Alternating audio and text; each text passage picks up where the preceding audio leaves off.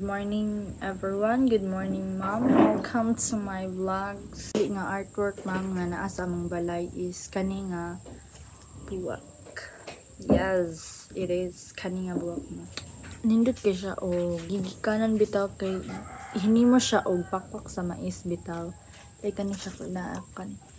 Every petals nga na form is hinimo og pakpak sa mais. So di ba og every butang pwedeng himuan og artwork like pakpak sa mais instead of gilabay nila gihimuan nila og flowers kani siya. So nagamit ang pakpak sa mais, so na-recycle nila ang pakpak sa mais nya nakakwarta pa din sila.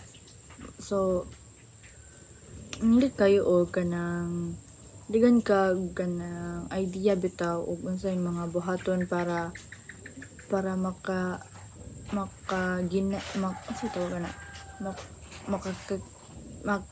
makabaligya bitaw ka makakita kag kwarta anang imong gipanghimo.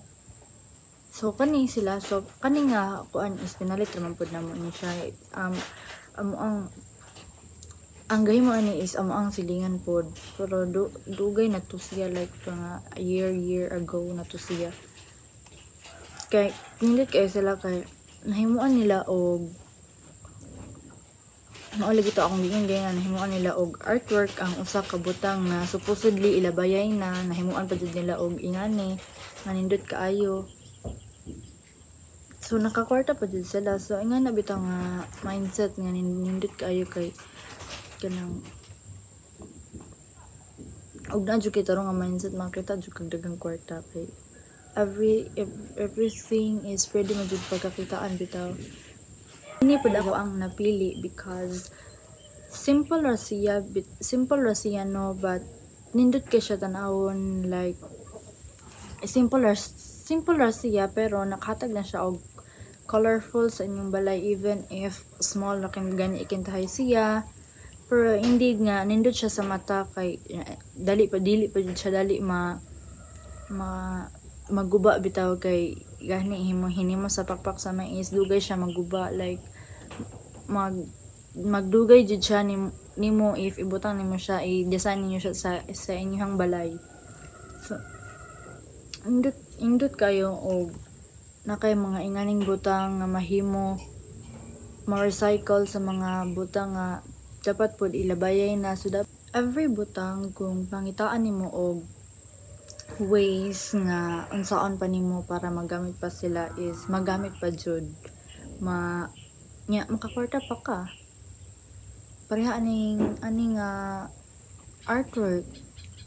Supposedly ilabayay na siya but nakahuna tong ang silingan nga what if himuon na lang nato og ganang himuon na to og magamit pa nato ning pakpak sa mais nya design na nato makakwarta pa ta and everything. So hinaot nga ma-inspire mo o nga magamit ang inyong mga kamot o gunahuna sa pagpanindot sa palibot.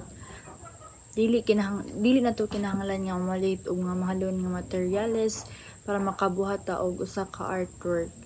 Usahay kinahanglan lang jud nato og kakugi sa ato ang pangunahuna og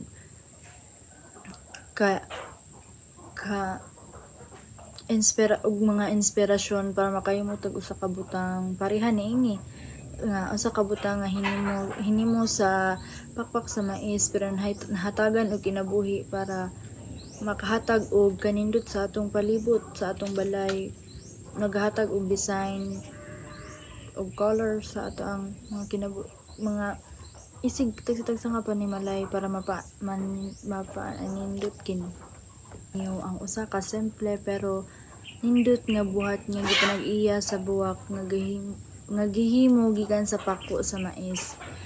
Sa unang tan-aw nimo aning buwak ka murag ordinaryo lang nga dekorasyon, pero kung sabton nato ang kahulugan nini dako gid ni siya og bili sa kalibutan because nindot man jud ang buwak kay hinimo siya og recycled material gamit ang mais. So we really need to appreciate kung unsa may naa sa palibot nato, because kana silang mga butanga ang nagpahatag og kanindot sa atong palibot og kaanyag para mas ma-appreciate pa nato ang ato ang kinabuhi. Like even if daga na kay kag mga problema nga gipang face, yung tan-aw kasi mga palibot, tan-aw kas mga artwork nga imong makitaan. So ma-appreciate rig po nimo nga even if unsa kalisod ang life, there is really a beauty in it. So you just really need to open your eyes that everything in this world has a purpose. So that ends my vlog. Thank you for watching my vlog, and always remember that appreciate everything in this world, because it is not a permanent.